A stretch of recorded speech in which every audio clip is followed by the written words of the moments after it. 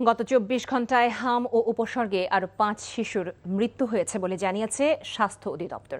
এদিকে সংক্রমণ নিয়ন্ত্রণ ও মাঠ পর্যায়ে সেবা বাড়াতে নতুন করে ১ লাখ স্বাস্থ্যকর্মী নিয়োগের সিদ্ধান্তের কথা জানালেন স্বাস্থ্যমন্ত্রী সরদার সাখাওয়াত হোসেন।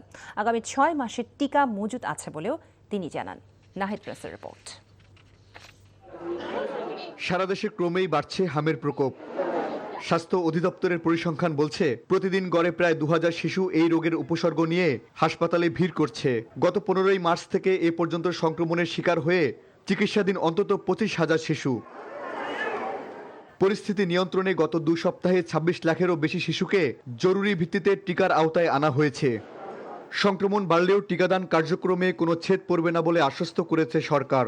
আগামী ৬ মাসের প্রয়োজনীয় ডোজ হাতে থাকায় সংকট হওয়ার কোনো আশঙ্কা নেই। একটা টিকার সংকট নেই, আমাদের টিকা আমাদের স্টক রয়ে গেছে আমাদের হাতে। আগামী ৬ মাস পর্যন্ত আমরা টিকা দিয়ে যেতে পারি। তারপরেও স্টকের জন্য আমরা অলরেডি ম্যানেজ করছি। তবে কেবল টিকাদান নয়, দীর্ঘমেয়াদী সংকট সমাধানে জনবল ও নিরাপত্তায় বিশেষ নজর দিচ্ছে মন্ত্রণালয়। স্বাস্থ্য খাতে সেবা প্রান্তিক পর্যায়ে পৌঁছে দিতে ১ লাখ নতুন স্বাস্থ্যকর্মী নিয়োগের ঘোষণা দেয়া হয়েছে।